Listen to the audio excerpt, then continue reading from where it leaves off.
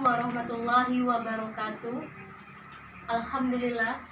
Alhamdulillahirabbil alamin wa bihi nasta'in ala umurid dunya waddin. Asyhadu an la ilaha illallah wa asyhadu anna Muhammadar Rasulullah. Allahumma sholli ala sayyidina Muhammad wa ala ali sayyidina Muhammad.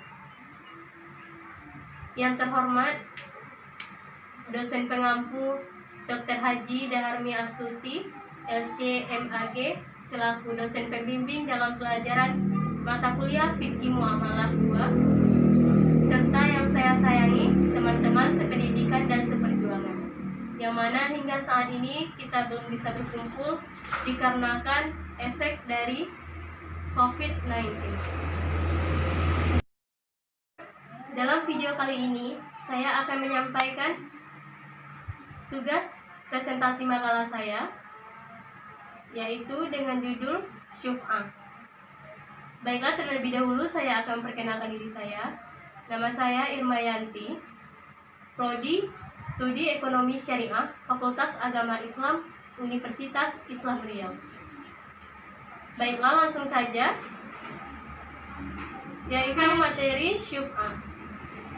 Adapun latar belakangnya, yaitu sejak masyarakat jahiliyah sudah sering dikenal adanya kerjasama dalam lapangan ekonomi, baik secara produktif maupun dalam bentuk harta oleh dua orang atau lebih.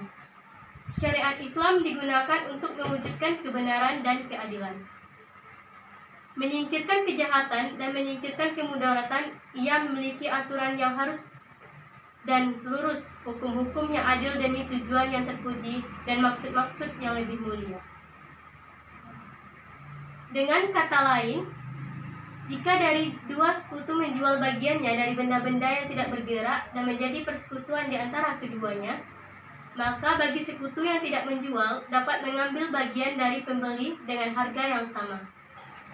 Sebagai upaya untuk menghindarkan kerugiannya karena persekutuan itu, hal ini berlaku bagi seorang sekutu selagi benda-benda yang tidak bergerak yang disekutukan belum dibagi.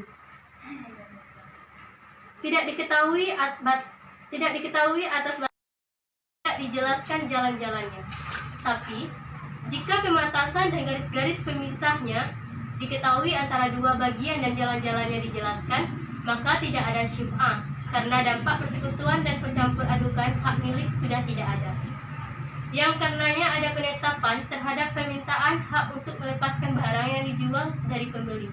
Dan dalam makalah ini akan diulas lebih jelas lagi apa syuf'ah itu dan bagaimana filsafah dalam syuf'ah itu sendiri. Adapun rumusan masalahnya, yang pertama, apa pengertian syuf'ah? Yang kedua, bagaimana definisi syuf'ah menurut para ahli? Yang ketiga, apa hikmah disyariatkannya syuf'ah? Yang keempat, apa saja rukun syarat syuf'ah? Dan yang kelima, apa hukum disyaratkannya syuf'ah?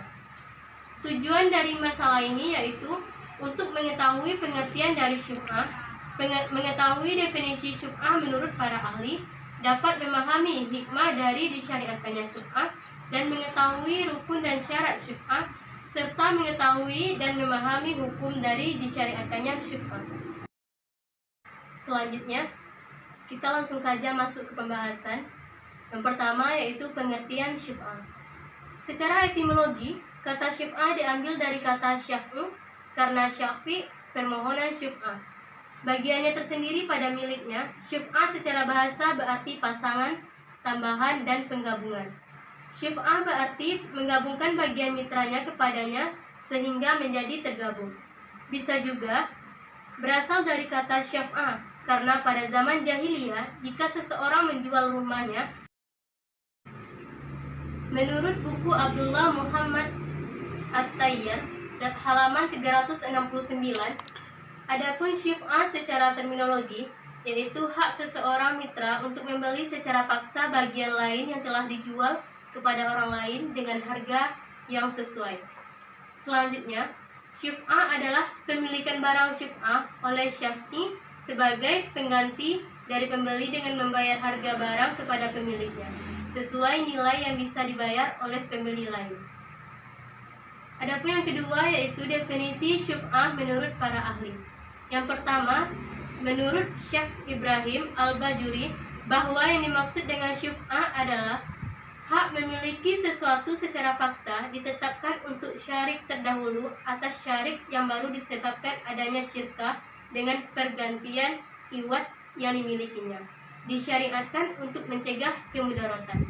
Yang kedua, menurut Syed Sabiq, asyuf'ah ialah pemilikan benda-benda syuf'ah oleh Syafi'i sebagai pengganti dan pembeli dengan membayar harga barang kepada pemiliknya sesuai dengan nilai yang biasa dibayar oleh pembeli lain.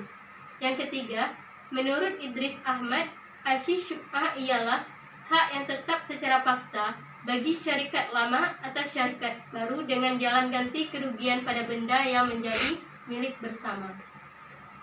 Adapun yang ketiga ialah hikmah disyariatkannya syuf'ah. Islam mensyariatkan syuf'ah untuk mengantisipasi terjadinya kerugian dan bahaya. Pembelian kembali bagian seorang partner yang telah dibeli oleh pembeli dengan harga tertentu akan menguntungkan baginya. Partner yang menjual bagiannya, di samping itu, dapat menolak kerugian atau efek negatif dengan tidak merugikan partner yang menjual bagiannya dan pembelinya. Keduanya mendapatkan haknya secara sempurna. Ibnu Al-Qayyim menyatakan bahwa syuf'ah adalah termasuk syariat yang baik, adil, dan menjunjung tinggi kemaslahatan umat.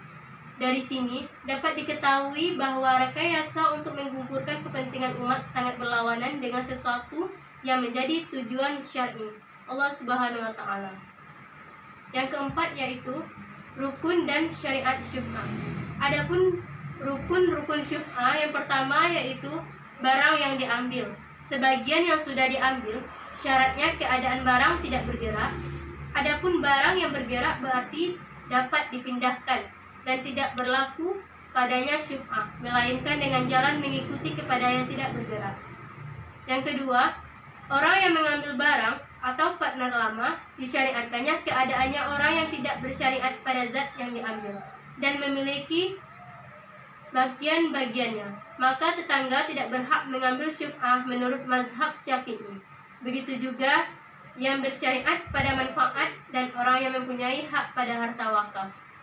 Yang ketiga, rukun yang dipaksa partner baru. Syariatnya keadaan barang dimilikinya dengan jalan bertukar, bukan dengan jalan pusaka atau wasiat ataupun pemberian.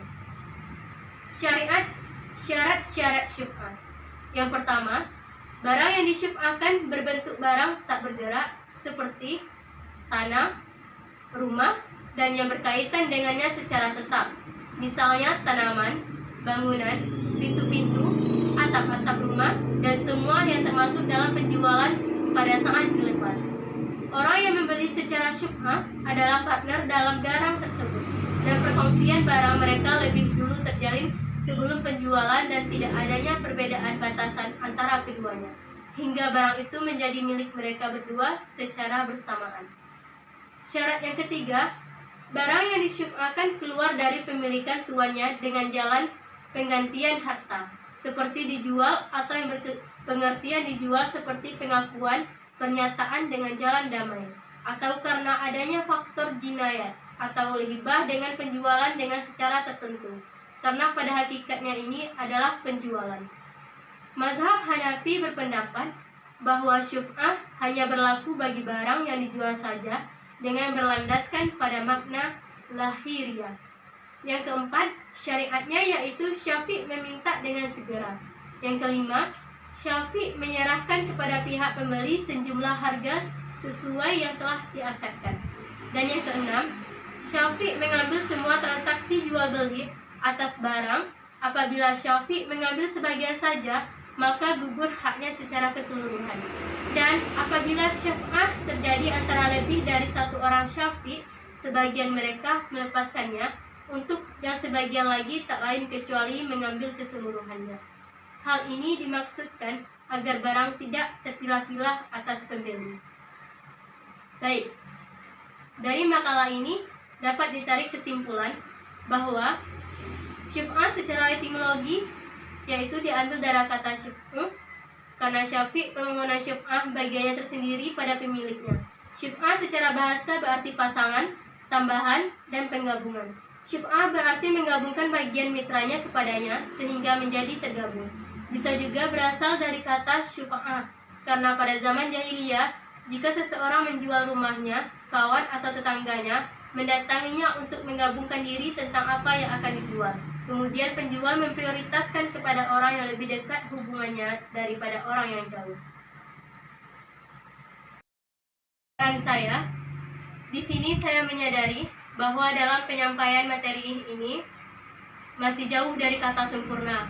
Kedepannya, saya berharap saya bisa untuk memperbaiki apa-apa yang saya sampaikan saat ini.